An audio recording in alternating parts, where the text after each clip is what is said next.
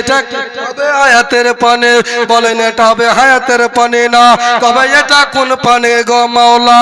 যেই পানিটা জাহান্নামে দেওয়ার সঙ্গে চিটা মারার সাথে সাথে জাহান্নামের আগুন পেছনে চলে গেল। শিকল দিয়া বাঁধা ছিল, তারপরেও সামনের দিকে আসতে ছিল। আবার যেমনি ছিটিয়ে দেওয়া, যেমনি পানি ছিটিয়ে দেওয়া, আবার পেছন দিকে চলে গেল। এটা কোন নিয়ামতের পানি তুমি বলে দাও?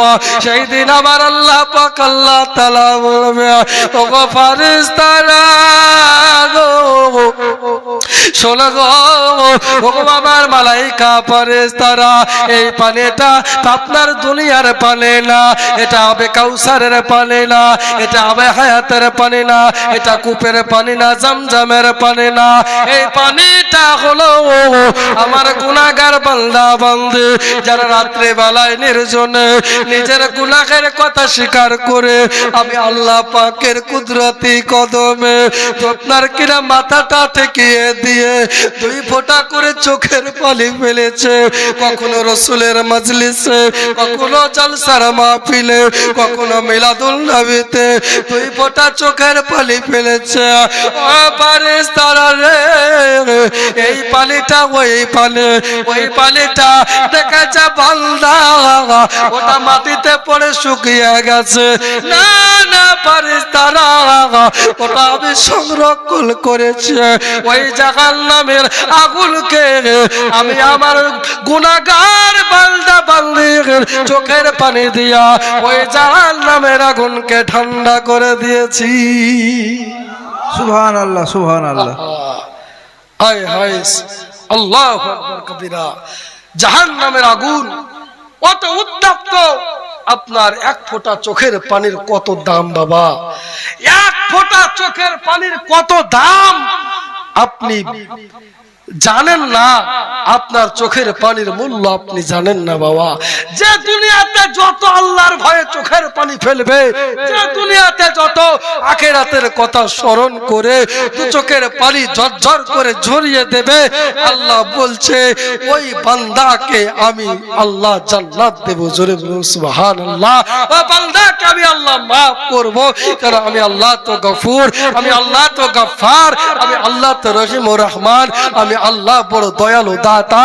এই বান্দা, গুনাহ করেছো, অন্যায় করেছো, জুলুম করেছো, এসো না বান্দা, আমি আল্লাহর দরবারে ফিরে এসো, আমি আল্লাহর কাছে ইস্তেগফার করো, আমি আল্লাহর কাছে তওবা করো, আমি আল্লাহ তোমার তওবা কবুল করে নেব। জোরে বলেন সুবহানাল্লাহ।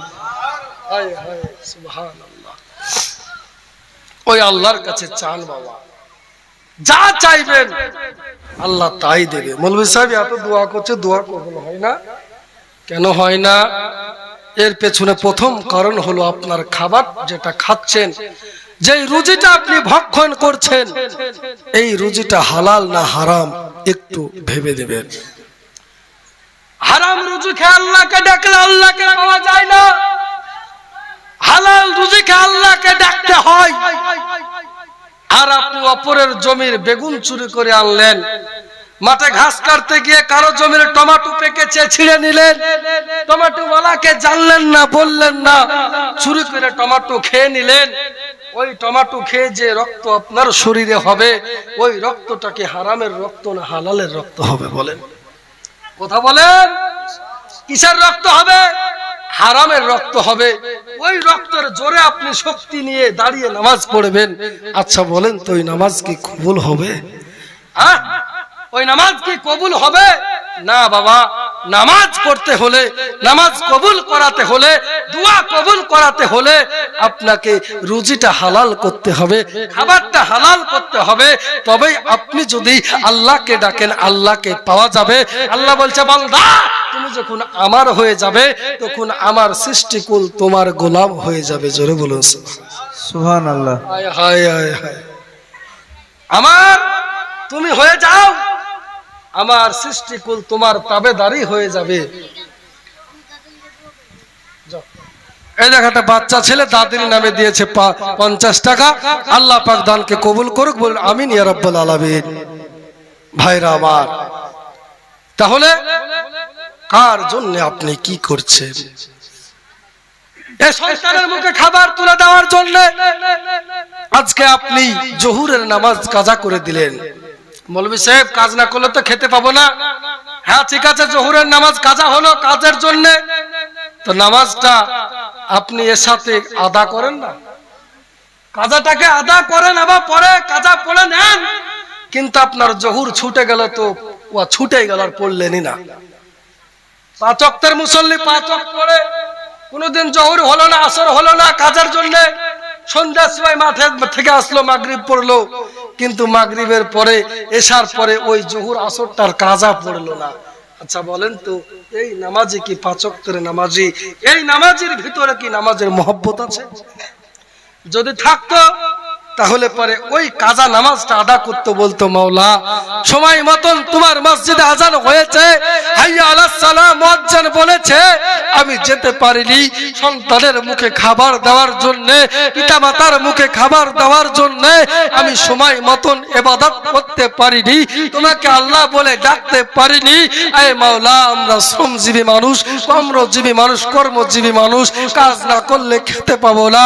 মাওলা সময় মতন ইবাদত করতে পারিনি, এখন রাত্রি বেলা এশার নামাজের পরে এখন তো ঘুমিয়ে যাব, ওই কাজা নামাজটা পড়ে তোমার কাছে দোয়া করি, মাওলা তুমি আমার নামাজটা কবুল করো। আচ্ছা বলেন, আল্লাহ রহমান, আল্লাহ কবুল করবে কিনা? কথা বলেন, করবে কিনা? করবে। কিন্তু আমাদের নামাজ ছুটে গেল, এই নামাজটা আমরা আর পড়ি না। একটা অভ্যাস করবেন, সারা জীবন বাসে ট্রেনে লরিতে যেখানে যান না কেন, যাই হোক না কেন, মাঠে ঘাটে যখন রাতের বেলায় বিছানায় শোবেন, শুয়ার আগে রাত 10টা বাজুক, 11টা বাজুক, 12টা বাজুক, 1টা বাজুক, 2টা বাজুক, যটাই বাজুক না কেন, শুয়ার আগে অভ্যাস করে নেন, দিনের 5 ওয়াক্তের নামাজের যে ওয়াক্তের নামাজ ছুটেছে ওটা কাজা আদায় করে তারপরে শুভ, এটা সৈরি করে নেন, এই সূচি বানিয়ে নেন, দেখুন আপনার নামাজের প্রতি মহব্বত বেড়ে যাবে। জোরে বলুন সুবহানাল্লাহ। সুবহানাল্লাহ। বাড়বে না বাবা? বাড়বে না? বাড়বে। কার জন্য আমরা কি করছি? কারো জন্য কিছু, চলে যেতে হবে একদিন, সবাই কে চলে যেতে হবে। আসুন একবার মহব্বতে দুরূদ শরীফ পড়ি, আল্লাহুম্মা সাল্লি আলা সাইয়্যিদানা মাওলানা মুহাম্মাদ ওয়া আলা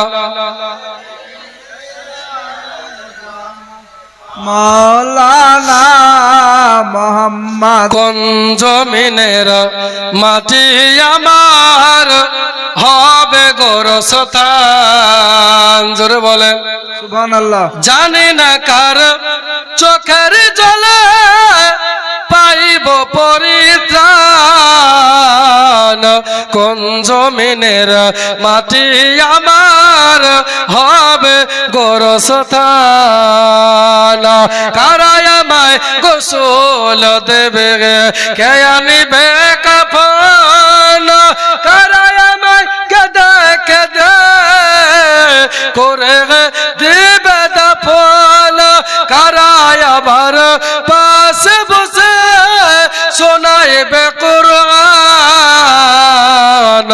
কোন জমিনের মাটি আমার হবে গোরস্থান, কোন জমিনের মাটি আমার হবে গোরস্থান, কার কাঁধে চড়ে আমি কবর দেশে যাব, জানি না কার মোনাজাতে খোদার রহম পাব, কার কারণে করবে ক্ষমা আল্লাহ মেহেরবান, কোন জমিনের মাটি আমার হবে গোরস্থান, কোন জমিনের মাটি আমার হবে গোরস্থান। আল্লাহ তোরা আমার জননী মা বোনেরা, এই দেখেন বাবা, আল্লাহ রাসূল আপনার কিনা চলে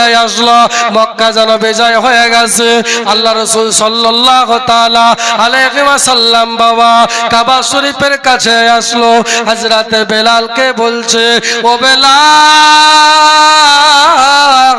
ওগো বেলাল আজকে তুমি মধুর শুনে আজান দিয়ে দাও।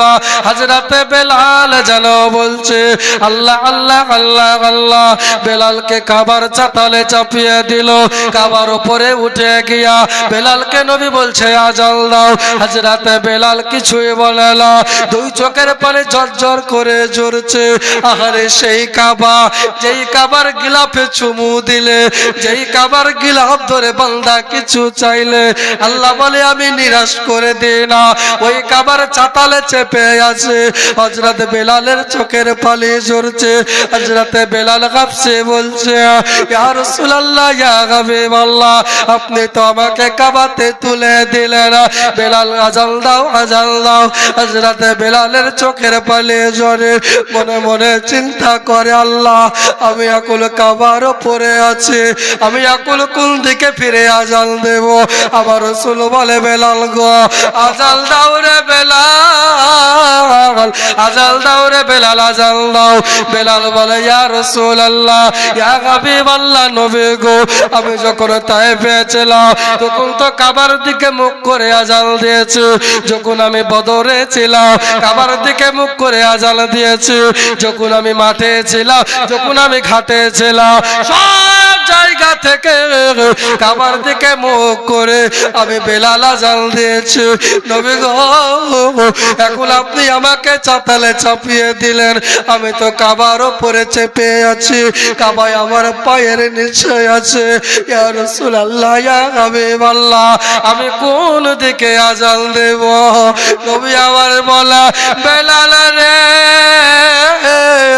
তুমি আমার দিকে ফিরে আজান দাও। জোরে বলুন সুবহানাল্লাহ। কবি বলছে শোনো, নামে ইসকো মোহব্বত আলা হযরত বলতেছে শোনো, ও जो ना थे तो कुछ ना था, वो जो ना हो तो कुछ ना हो, जान है या जहां के जान है तो जहान है। नारे तकबीर, अल्लाहु अकबर, नारे रिसालत, या रसूल अल्लाह हैदारी जिंदाबाद। আমার ভাইরা মাসলা কে আলা হযরত বলুন জিন্দাবাদ। সরকারে আলা হযরত বলছে শোনো, যখন নবী ছিল না তো কিছুই ছিল না। জোরে বলে কিছু ছিল গো?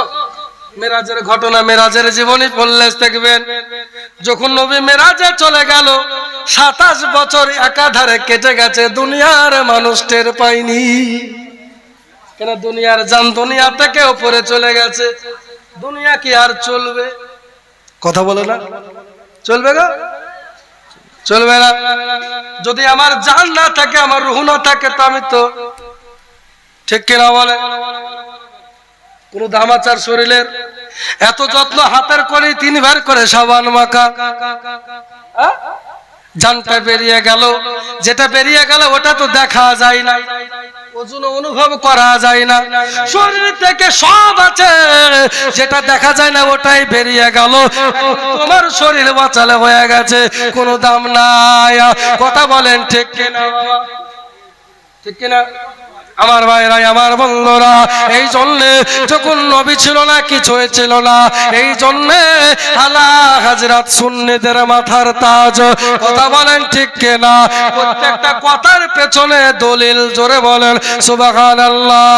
আশিকে মুস্তাফা জিসকে পেহচান হে, ও বেরেলে কায়া